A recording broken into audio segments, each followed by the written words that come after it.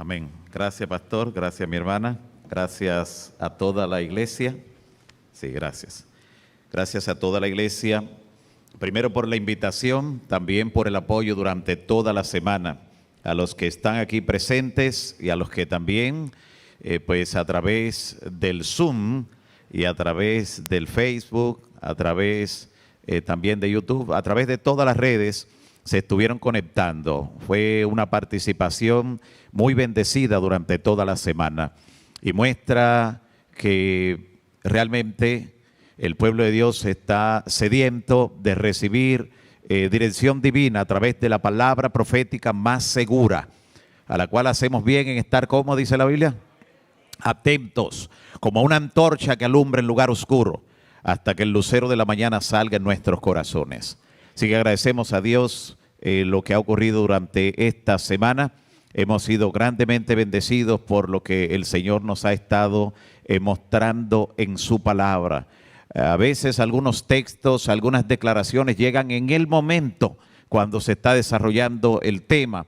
Pareciera que no ha sido planificado humanamente hablando, y es que la palabra es la palabra viva. Su autor está vivo y vive por los siglos de los siglos. Y por eso cuando estamos estudiando la palabra, de alguna forma, de alguna manera,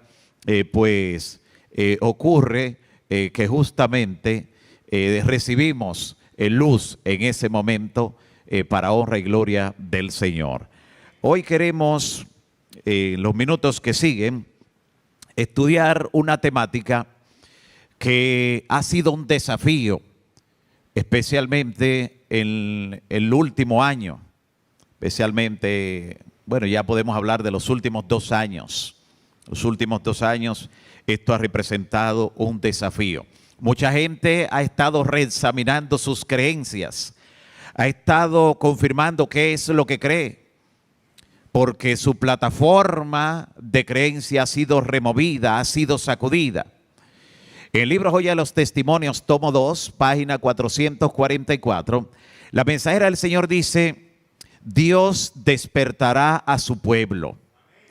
Y si otros medios fracasan para hacerlo despertar, Dios permitirá que se introduzcan herejías para hacerlo despertar. ¿Qué cosa Dios permitirá que se introduzcan para despertarlo? Sí, porque cuando se introduce una herejía, la gente sacude la cabeza, porque es confrontada. ¿Por qué usted cree eso? Y esto de manera particular ha ocurrido en lo referente a lo que plantea Apocalipsis capítulo 13, especialmente en los últimos versículos. Especialmente eso. Vamos a leerlo. Y hacía que a todos, ese hacía no es que le recomendaba, que le aconsejaba, eso es por obligación. Hacía que a todos, pequeños y grandes, ricos y pobres, libres y esclavos, o sea, definitivamente a todos, se les pusiese una marca en la mano derecha o, ¿dónde? O en la frente, y que ninguno pudiese comprar ni vender, sino el que tuviese la marca o el nombre de la bestia o el número de su nombre. Cuando la pandemia comenzó, la gente comenzó inmediatamente a dar respuestas a la angustia, al temor, a la desesperación.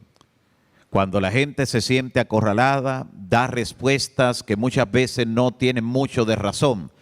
Son respuestas que da en medio de su desesperación. Y lo primero fue negar la realidad, negarse a que había algún virus, negarse a que había alguna enfermedad. Y muchos decían, y así a través de las redes se esparcía por videos, documentales, declaraciones diciendo: no existe tal cosa como el COVID-19. Es solo una estrategia para atemorizar a la gente. Incluso recuerdo que varios de esos mensajes, algunos decían hasta la cantidad de dinero que se le estaba pagando a los médicos para que ellos dijeran que la gente moría de eso, pero que morían de otras cosas como siempre. Esa idea se sostuvo por muchos mientras los muertos no eran muchos, valga la redundancia. Pero cuando los muertos comenzaron a caer más cerca de la gente y el asunto comenzó a ampliarse y era innegable, entonces cambió el enfoque que esas personas le estaban dando y decían, bueno, sí existe, pero fue que se lo inventaron. Esto fue creado en algún lugar, esto se lo inventaron y es para matar a la mitad de la población mundial. Y esa idea fue la que llenó la mayor parte de las redes sociales, la mayor parte de las publicaciones de aquellos que, pues, como respuesta a esto, comenzaban a idear ese tipo de postura.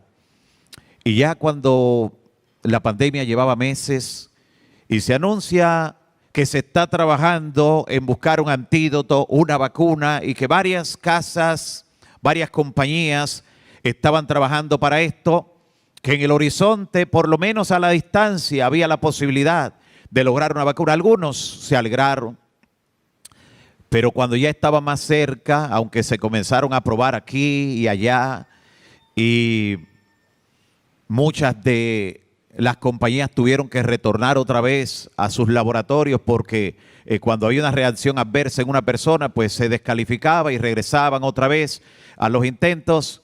Y ya cuando se anunciaba el mes en que saldrían las primeras, entonces comenzaron algunos a promover que cuidado, porque ahora el problema ya no era el COVID, ahora el problema era ¿qué cosa? Y que entonces la gente comenzaba ahora a tenerle miedo.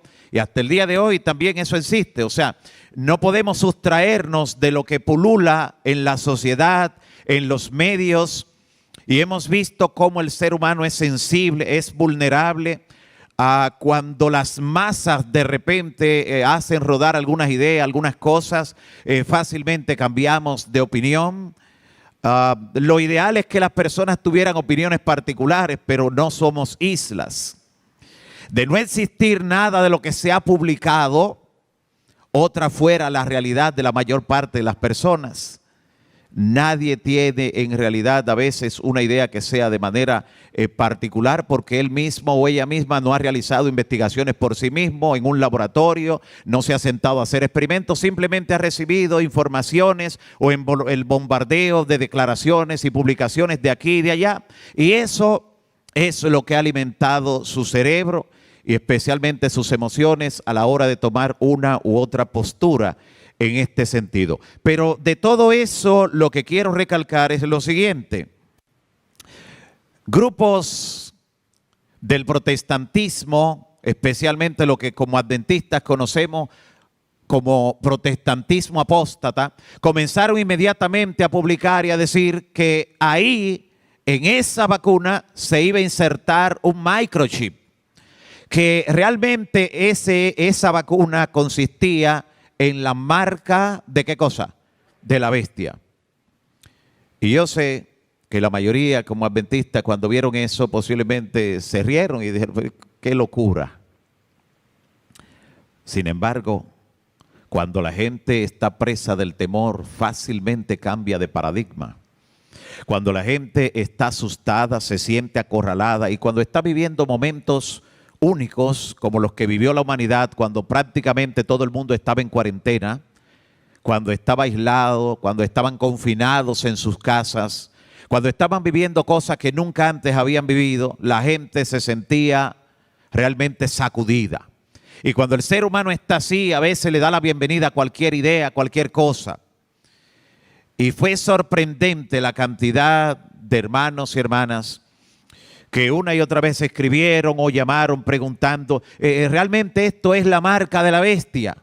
Y entonces para mí esa sorpresa era mayor que ver a los evangélicos y otros grupos decir que eso era la marca. O sea, ver que me preguntaran personas que han sido alumbradas con el conocimiento de la verdad, pero eso me mostraba también la desesperación en medio de algo inusual, como lo que el mundo vivió de manera particular en las horas más dramáticas de esta pandemia. Que las horas más dramáticas realmente han pasado. Por varias razones, no significa que no hay rebrote, que no están muriendo personas, pero hasta el temor inicial ya ha ido desapareciendo. Recuerde que había momentos cuando de cada hogar salía una persona de su casa, una una vez a la semana posiblemente, ni siquiera los trabajos.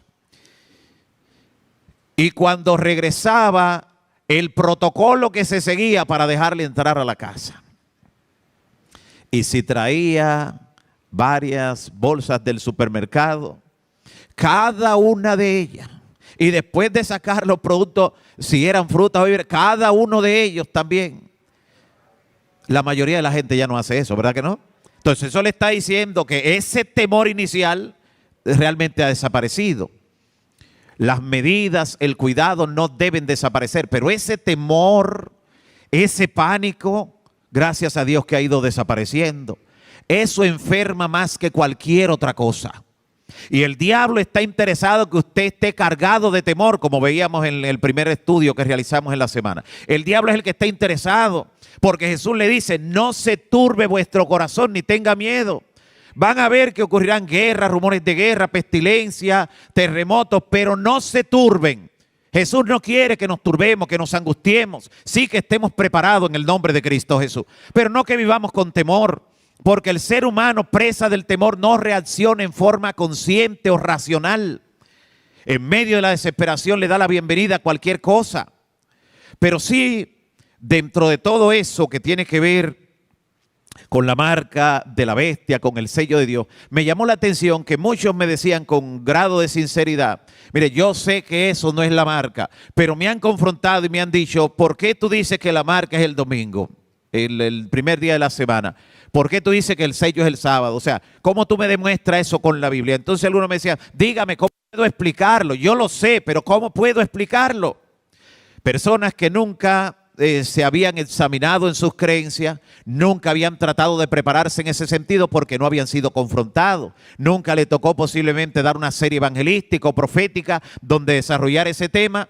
Solo lo escuchaban y decían amén y todo lo demás y asentían con las cabezas, pero nunca pensaron en la posibilidad de que ellos mismos tendrían que dar testimonio de lo que creían. Y por eso ha sido importante todo esto. Por eso el Señor ha dicho que Él despertará a su pueblo. Y que si otros medios fracasan, Él permitirá que se introduzcan herejías para despertarlo. Para que cuando sean confrontados por esas ideas de repente tengan que estudiar, tengan que examinar qué es realmente lo que creen. Cuando nosotros estudiamos este tema, debemos recordar lo siguiente.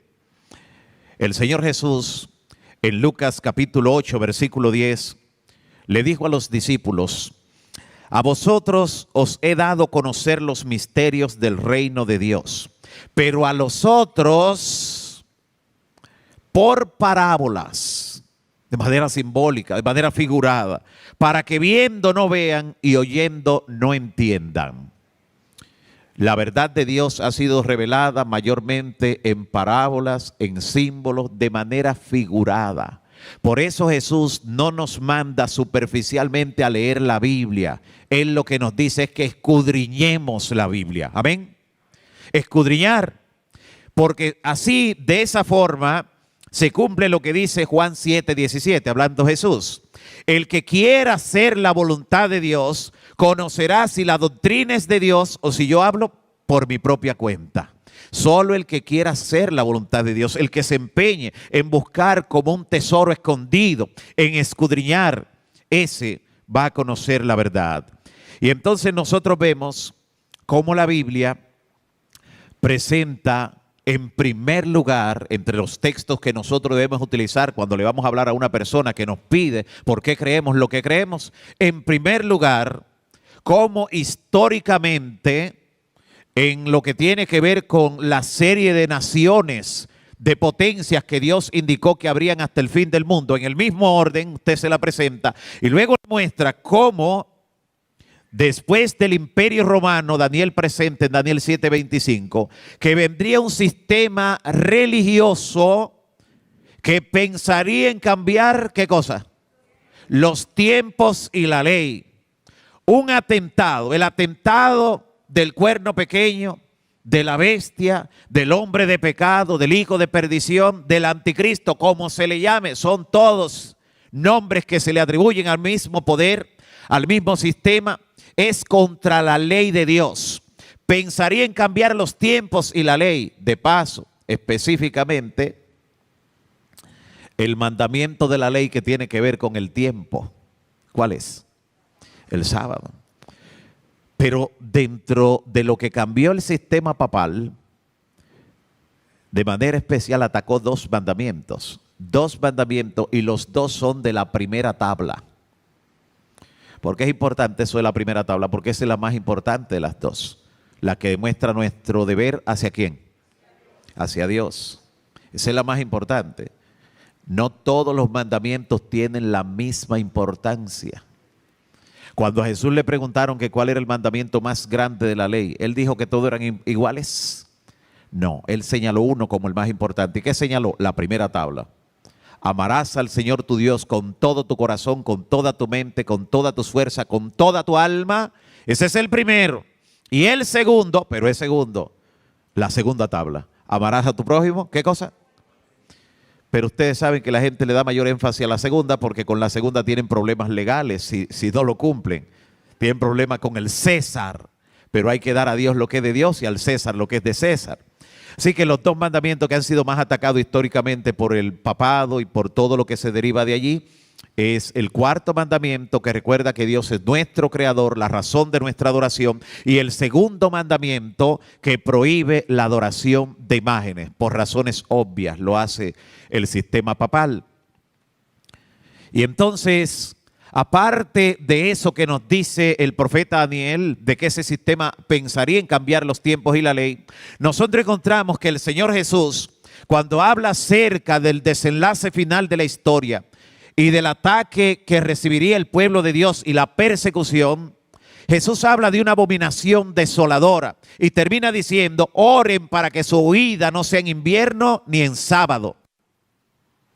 ¿Y qué cosa es la abominación? Y eso nos lleva entonces no solo a Daniel. Jesús también dijo: el que lea al profeta Daniel, ¿qué cosa? Que entienda. Ya él nos dijo que el sistema iba a pensar en cambiar la ley. Porque el que aparta su oído para no oír la ley, hasta su oración es una abominación. Pero entonces en Ezequiel capítulo 8, que es el capítulo de las abominaciones, se nos muestra que la abominación más grande es la adoración al sol. ¿La adoración a qué cosa? Al sol. Y encontramos entonces en la misma Biblia que esa adoración siempre estuvo opuesta a la adoración a Dios.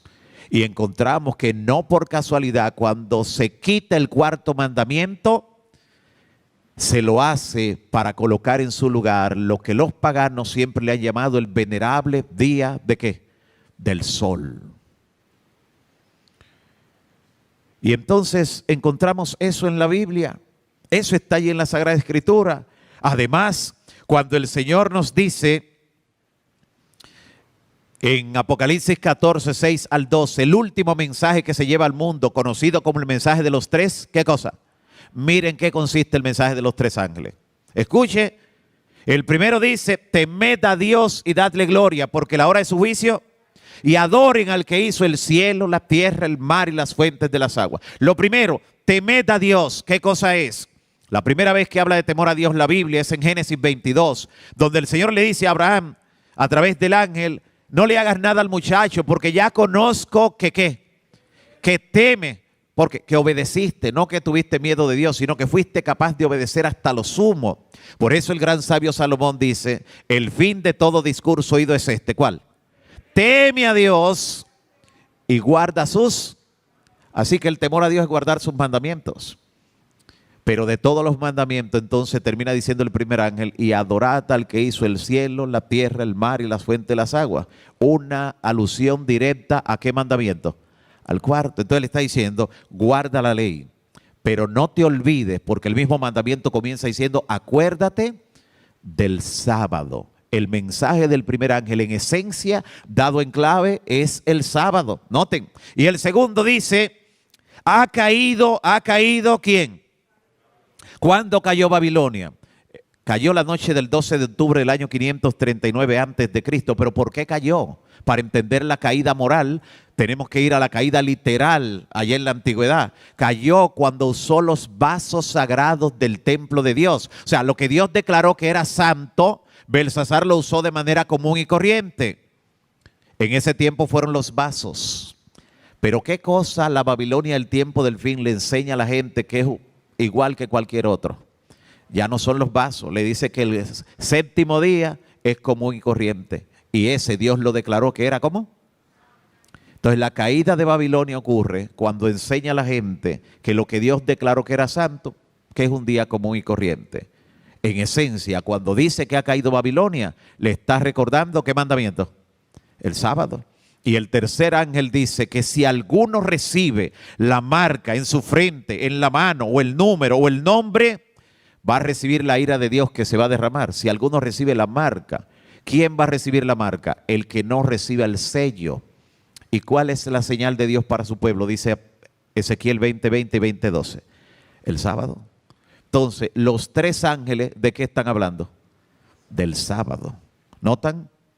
Así que es importante ver que a lo largo de toda la Biblia, y vimos otro detalle en el estudio de esta semana, vimos incluso cuando Dios le mostró la señal del arco iris, por qué se le estaba dando a Noé, y la espalda que debía darle al sol, y todo lo que eso implicaba. O sea que es una verdad que nosotros con la Biblia podemos mostrarla. No es con el espíritu de profecía a aquellos que no conocen la verdad, ¿sabe? Después que usted le ha mostrado con la Biblia, entonces usted puede mostrarle todos los detalles que es del espíritu de profecía, pero usted puede hacerlo con la Biblia y solo la Biblia en el nombre de Cristo Jesús. Pero usted tiene que estar claro en lo que cree, en lo que ha creído, porque ahora simplemente son ideas que ruedan.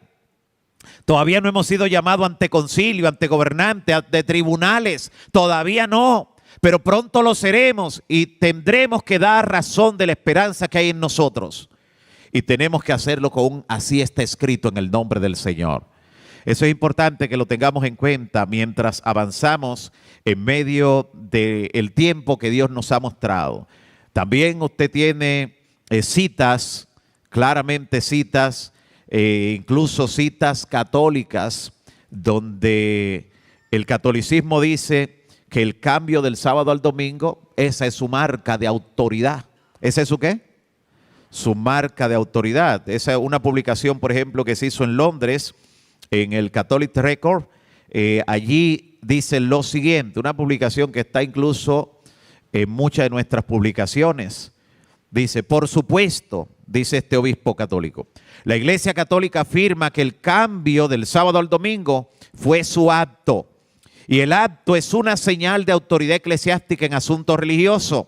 El domingo es nuestra marca de autoridad. La Iglesia está por encima de la Biblia. Ellos están refiriéndose a la Iglesia Católica diciendo que está ¿por dónde? Y eso nunca puede ocurrir. La palabra de Dios está por encima de todo. Alabado sea el nombre del Señor. Es nuestra regla de autoridad y práctica, sumamente importante.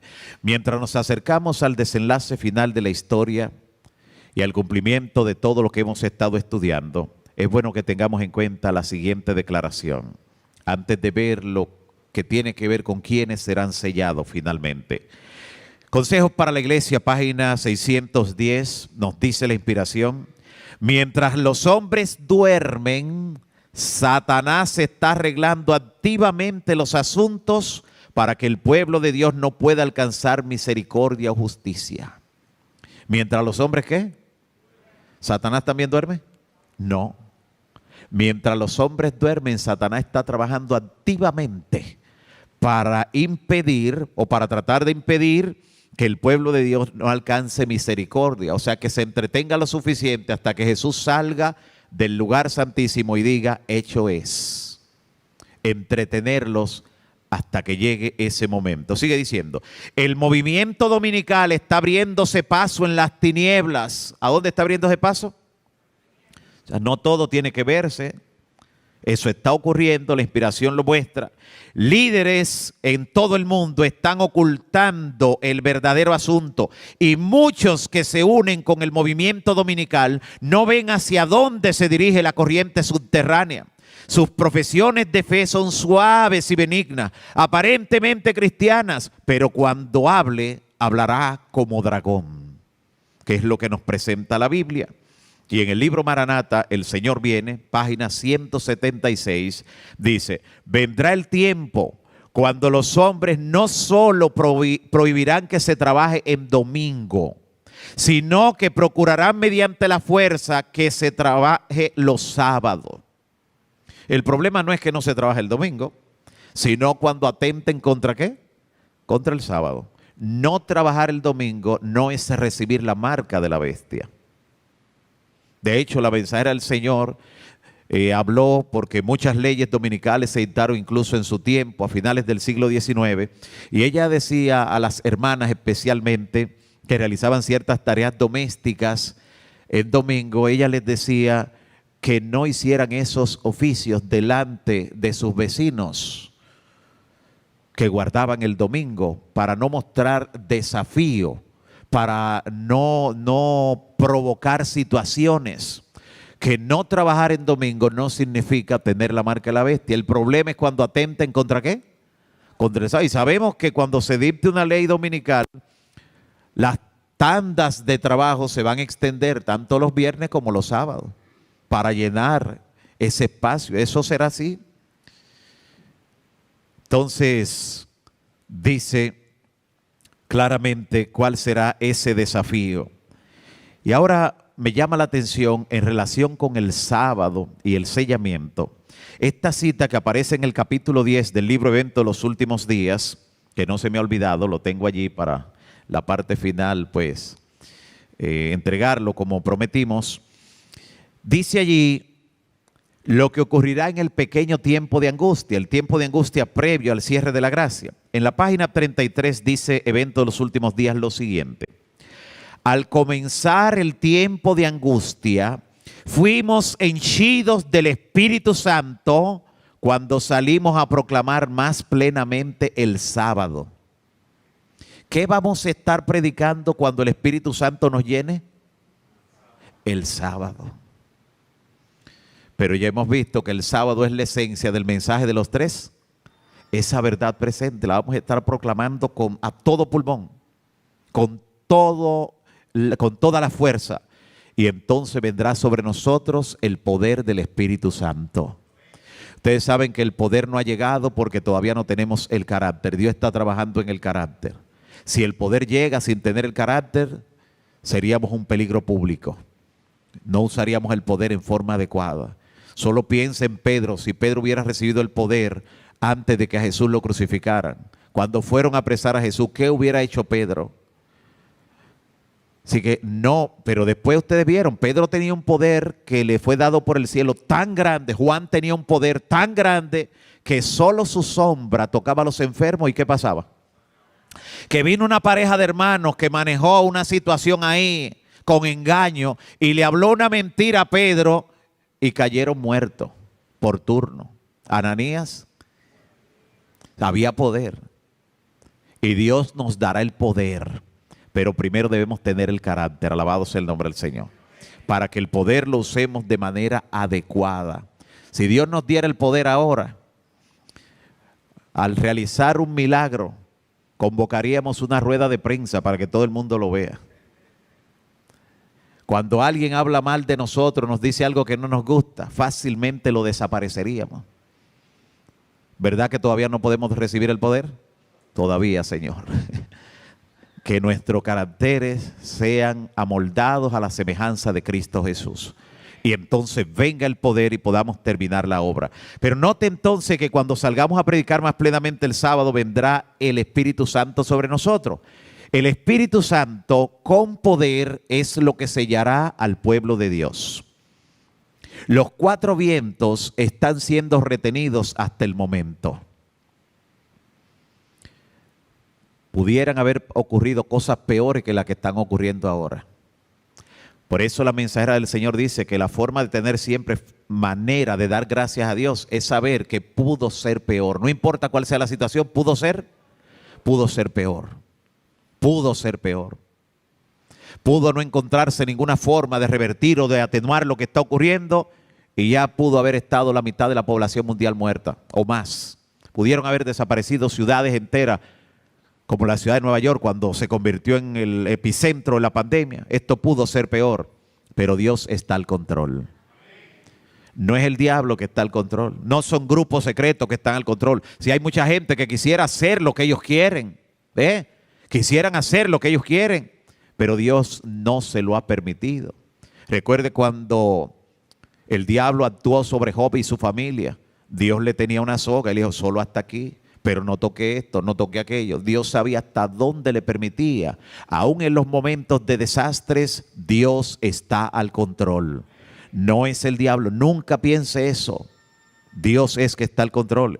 Y entonces, Dios tiene retenido los cuatro vientos de las pasiones del mundo, aunque el ser humano a veces se desespera o entra en pánico, Dios mantiene el control. Recuerde, la pandemia ha hecho olvidar algunas cosas, incluso recientes. Pero recuerde, antes de que llegara la pandemia, solo unos meses antes, que Estados Unidos en una operación de inteligencia mató a un general de Irán. ¿Recuerdan eso? Y el ayatolá allí en Irán, que es el líder político y también religioso, dijo, eso no se va a quedar así, vienen represalias. Inmediatamente hubo gente que entró en pánico y que comenzaron a enviar por las redes sociales que era la tercera, ¿qué? La tercera guerra mundial. Y hubo gente que dejó de dormir tranquilo y comenzó a repetir y a reenviar y a compartir todo lo que le llegaba, a esparcir el temor. Una serie de terremotos que duró poco más de un mes en Puerto Rico, ¿recuerdan eso también? Comenzó a desequilibrar a mucha gente que comenzaron a decir que como estamos sobre la plataforma de lo que es la fosa de Milwaukee o fosa de Puerto Rico, que fácilmente con uno de esos terremotos nos íbamos a hundir, la isla se iba completa. Y hubo gente que dejó de dormir por eso. Hay gente que rueda y rueda cosas, pero no todo el mundo tiene la fuerza en su sistema nervioso y emocional para soportar ciertas cosas. Y hay mucha gente que recibe mucho daño con muchas de esas cosas.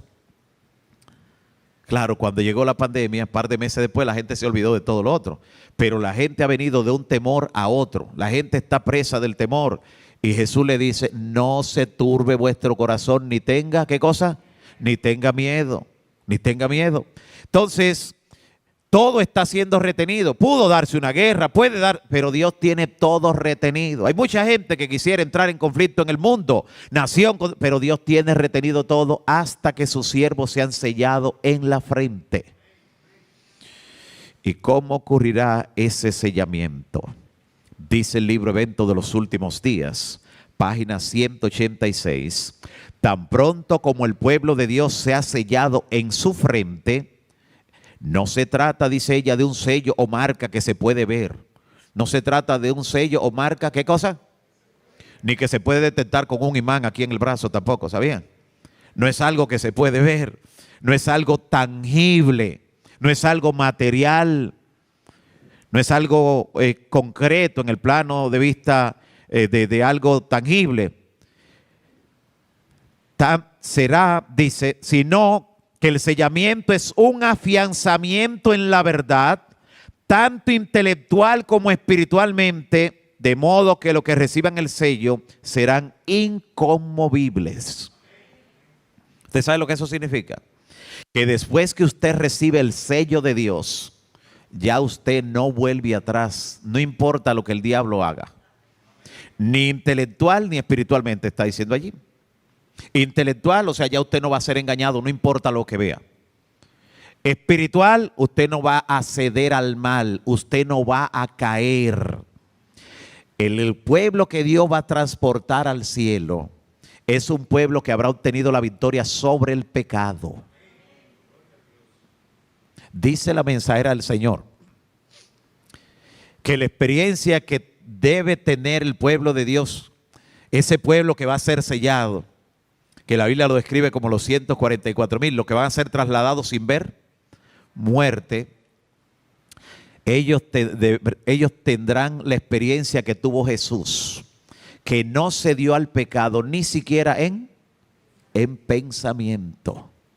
Por eso dice, aquí está la paciencia de los santos, aquí están los que guardan los mandamientos de Dios y tienen la fe de Jesús. No fe en Jesús, sino la fe de Jesús, la fe que tuvo Jesús. Esa dependencia del Padre constante, permanente, cuando el pueblo de Dios se ha sellado. Por eso nosotros anhelamos el sellamiento en el nombre de Cristo Jesús. Nosotros hablamos de que cuando una persona muere en Cristo, ya está sellada, ¿verdad que sí? Esa terminología es porque ya no hay forma de que esa persona se le revierta lo que fue su decisión. Está sellada para vida eterna. Ahora, habrá un momento escatológico cuando el pueblo de Dios que esté aquí en la tierra ya estará sellado para siempre en el nombre de Cristo.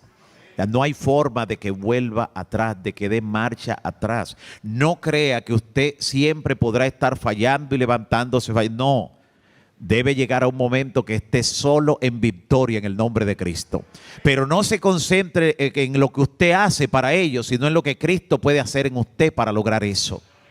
Sí vamos a tener un cuerpo de carne, un cuerpo que tiene debilidades, un cuerpo que está contaminado, un cuerpo que no es perfecto hasta que Cristo lo transforme en su venida. Pero eso no significa que vamos a estar pecando hasta que Cristo venga. ¿Nota? Habremos obtenido la victoria sobre el pecado en el nombre de Cristo Jesús. Porque al recibir el sellamiento seremos inconmovibles, tanto intelectual como ¿qué cosa?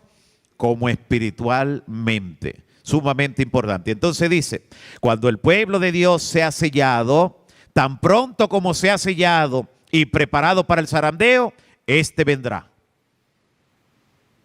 Solo espera que el pueblo de Dios sea sellado para que el mundo se sacuda. Dios quiere que estemos a salvo, que estemos en la zona de seguridad, para que ninguno de nosotros en esa sacudida finalmente nos vayamos.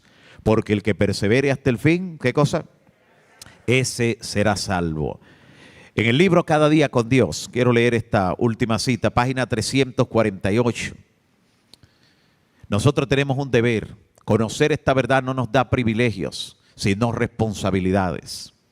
Y hay gente que ha estado muriendo a nuestro alrededor, posiblemente muchos de ellos sin la verdad. Vecinos, amigos, compañeros de estudio, de trabajo y hasta familiares. No puede ocurrir eso una vez más, que en nuestro círculo de influencia haya un familiar, un amigo, un vecino, compañero de estudio, de trabajo, que no haya recibido la luz de la verdad por una literatura pequeña, por una revista, un libro o por la predicación directa de la verdad. Debe haber un esfuerzo de nuestra parte. Y si usted en algún momento se siente impotente para ello, ore a Dios y Dios le va a provocar la situación. ¿Sabía? A veces, aunque usted no pida por ello, Dios le va a permitir que se dé la situación para que usted predique.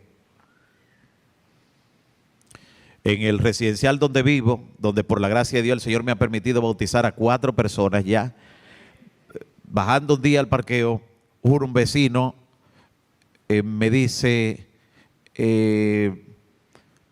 ¿por qué es que el apóstol Pablo dijo tal cosa? Un hombre que yo no va a ninguna iglesia, que yo nunca lo había visto interesado en nada que tiene que ver con lo espiritual, pero ¿qué era eso que estaba ocurriendo? ¿Mi qué? Mi oportunidad. Mi oportunidad de yo predicarle el evangelio. Y el Señor ha estado abriendo puertas. Rebeca sabe, estuvimos la semana pasada predicándole en su hogar. Ellos se mudaron y nos dijeron, queremos que vayan para que oren, para que esa casa esté puesta en la mano del Señor. Salió de ellos eso. Entonces, no tendremos excusas si no hacemos la obra que tenemos que hacer. Seremos juzgados no es solo por lo que hicimos, sino por lo que dejamos de hacer, que pudimos haber hecho. Y yo quiero que esta cita quede en su mente como parte de la responsabilidad que tenemos como iglesia. Dice el libro Cada Día con Dios, página 348. Aunque Dios perdone al pecador, esto es importante porque a veces yo puedo fallar en eso, pero Dios me va a perdonar. Aunque Dios perdone al pecador, la eternidad no compensará la pérdida voluntaria experimentada en esta vida. Llegar a la vida futura, al reino de los cielos, a la tierra nueva, llegar a la vida futura, desprovistos de la mitad del poder que podríamos haber llevado allí. O sea, que algunos van a llegar al cielo con menos fuerza vital, en el sentido, con menos experiencia espiritual de la que debieron llevar allá. Llegar a la vida futura desprovistos de la mitad del poder que podríamos haber llevado allí es un pensamiento terrible. Los días de pruebas malgastados aquí, cuando deberíamos prepararnos para el cielo, constituyen una pérdida que nunca se recuperará.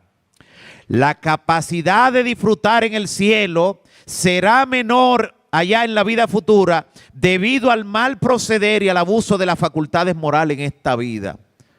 Hay gente que aunque llegue al cielo va a disfrutar menos que otro. ¿Verdad que es terrible la cita? El pensamiento de eso es terrible, dice la mensajera del Señor. La capacidad de disfrutar será menor. Mientras más usted se involucre en la obra del Señor aquí, mientras más cumple con la tarea que Dios le ha asignado, mayor será su disfrute en las glorias del mundo venidero. Y eso es proporcional a lo que dice el Señor. Cada uno será recompensado según sea su obra. Somos salvos por fe, por medio de la gracia. Por eso hay cosas que aunque dejemos de hacerle, es posible que lleguemos finalmente hasta la patria celestial, pero tendremos ese inconveniente y no será recuperado en la eternidad. Después que yo leí esa cita, hermano, porque yo esté cansado, yo no dejo de hacer algo que entiendo que tenga que hacer o que se presente. Nada, por sencillo que sea, porque esté cansado. Yo no sé cuándo estoy teniendo la última oportunidad de demostrar que soy fiel a Dios. No debo malgastar un solo segundo. Dice aún más, por más alto que sea el nivel al que lleguemos en la vida futura, podríamos haber alcanzado niveles mucho más elevados si hubiéramos aprovechado al máximo los privilegios y las áureas oportunidades dadas por Dios para acrecentar nuestras facultades aquí durante el tiempo de prueba. Todo el que ha aprovechado momentos de cuarentena, de confinamiento para estudiar más la Biblia, el espíritu de profecía para predicar, todo el que ha aprovechado la oportunidad, todo el que aprovecha cada instante cuando aborda en un autobús, en el metro, cuando se encuentra en una sala de espera, en una clínica, en la funeraria, en cualquier lugar, el que aprovecha, el que entiende que Dios le colocó una persona al lado que no es por casualidad, sino porque puede ser la única oportunidad de que esa persona reciba la verdad no adulterada. El que aproveche cada oportunidad podrá llegar a niveles en la patria celestial que no llegarán otros, aunque estén allí en el cielo.